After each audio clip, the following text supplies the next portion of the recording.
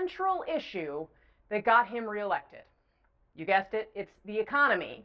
And this just as he's about to mark 100 days back in the White House. Let's get straight to our CNN political director and Washington bureau chief, David Chalian. David, nice to see you.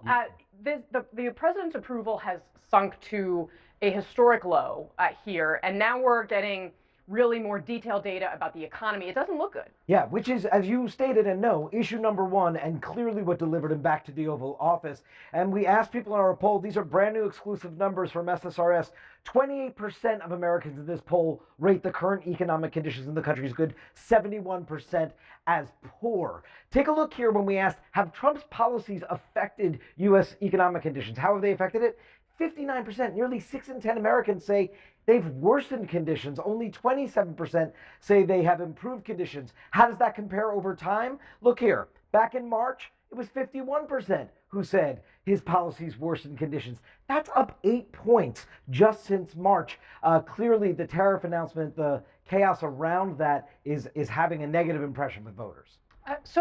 David, at this point, I mean, this has been the kind of thing that has held Donald Trump up throughout his political career, right? What was going on in his first term, that has really changed here. Yeah, no doubt about it. And take a look when we ask, you know, it's all about how you feel about your personal financial situation that politicians sort of respond to and look at. So feelings on personal financial situation, it's a little more evenly split here. 47% satisfied, 52% dissatisfied. We also asked that question over time, and take a look here, Casey. That 47% now, though, that has gone in the wrong direction from where it was in March. In March, it was 50% who said that they were satisfied with their personal financial situation. How have Trump's policies affected local cost of living? 6 in 10 Americans say it has increased local cost of living. He said he would lower prices on day one. And then if you look here we asked sort of, what is your family's top economic problem? Inflation at 28%, food costs at 16%. This is the stuff that he promised on day one would change after he was elected. That's a troubling sign that that's still the top concern for people about their family's economic condition. Yeah, absolutely. So, I mean, one of the things that, of course, Joe Biden learned the hard way is that the economy can actually be okay, but how people feel about the economy is actually what matters at the end of the day. How are people feeling about the Trump economy? Not great. In fact, the plurality, 37%, are downright afraid. 29% pessimistic. Add that up, that's 66%. 2/3 of Americans say they are either pessimistic or afraid. And then their predictive sensibility is a recession likely in the next year. 7 in 10 Americans in our poll say yes. That's really, that previous slide too, 4% of people say that they are enthusiastic about the economy. That's it. I mean, that's like basically zero. That's really remarkable. So we also, I think, looked at tariffs and exactly how people are feeling about that, because that, of course, seems to be the thing that, you know, that rollout did not go the way the White House would have liked. But it is also the big economic bet that Donald Trump is making from a policy perspective. And that is what's concerning here. 28% called the tariffs good policy. 55% called it bad policy. Does Trump have a clear strategy on tariffs, Casey? 58%, nearly 6 in 10, say no. He does not have a clear strategy. Only 42% says that he does have a clear strategy. How will Trump's tariff policies affect the U.S. economy? This, I think, is really interesting. 72% say in the short term it's going to hurt.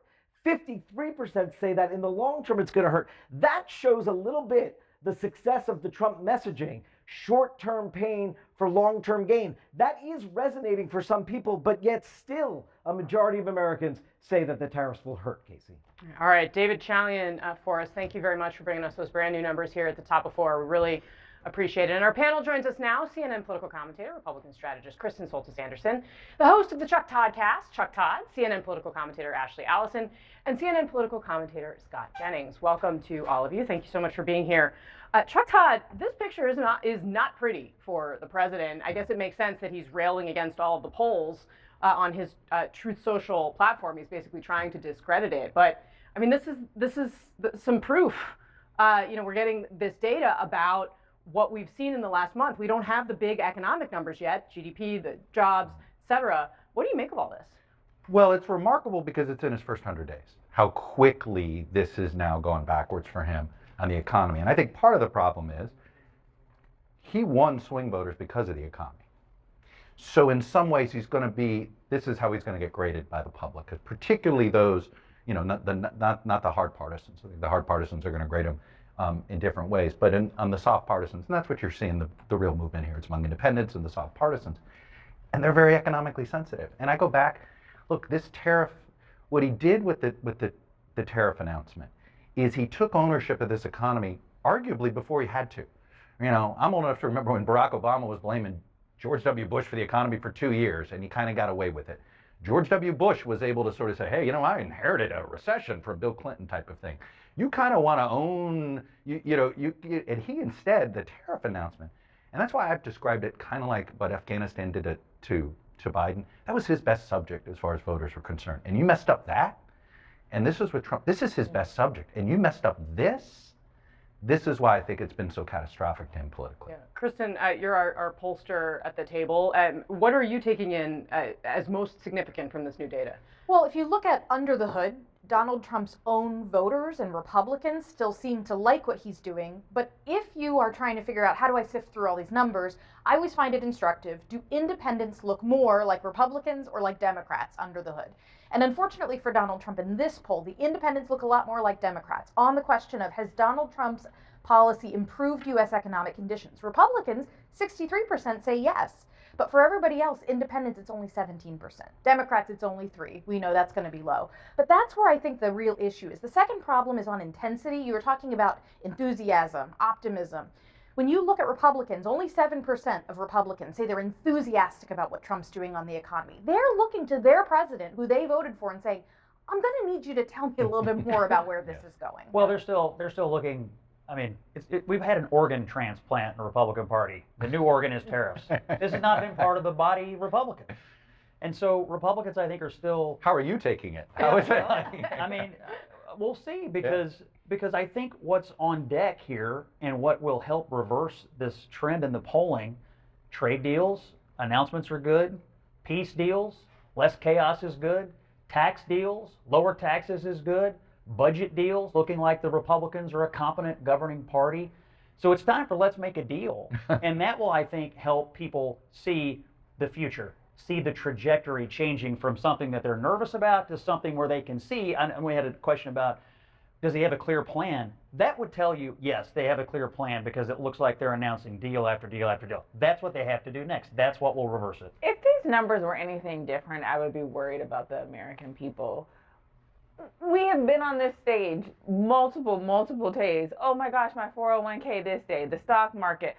Of course, people are not going to like what Donald Trump is doing right now. To Chuck's point, yes, this was his blue chip issue, right? That he's supposed to be the economy guy, and people are scared to death. They can't afford things.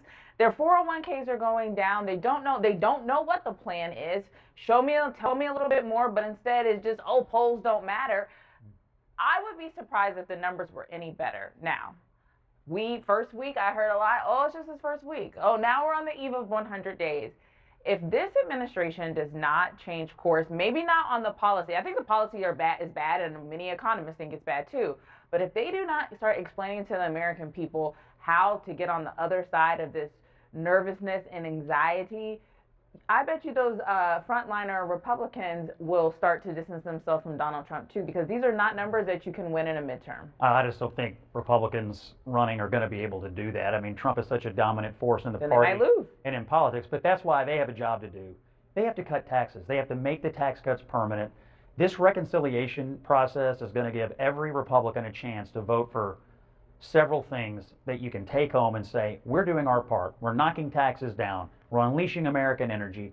We're doing our part up on the Hill to help the president be successful. Because I just don't think divorcing yourself from the president is a possibility. You're 100% right on that. But this is where I think there was some political incompetence here, meaning they should have started with tax cuts and done tariffs down the road. If you're supposed to release the spirit animals of this economy, then don't get in the way. They could have started, you sort of start with the goodies. They could have started with the tax cut, frankly, been But a if lot there's easier to a- get Congress going. And then, now I know they want to use the tariffs to kind of help come up with the math to pay for it, but I think in hindsight, this tax cut is now going to get harder to get through Congress. Would have been But can easier you if this keep is the Congress- first. I think the reason why he went so fast is Johnson going to be able to keep his conference together? I mean, Yes. there. Magic Mike has pulled so many rabbits out of so many Well, hats. Speaker Trump helped. I have. Don't forget the speaker. Don't forget the other speaker of the House. Look, time and again, you've asked this question 100 times on TV, and every time, what does Mike Johnson do? He and Trump find a way. They're going to find a way. Well, Trump finds a way. They have Yeah, to I find think a way. to They Chuck's have to. point. There's no other Sometimes option. Mike Johnson. No, a failure is not an option. You're right. Failure It's is sort of not like an option. it's all too big to fail because the margins are so small.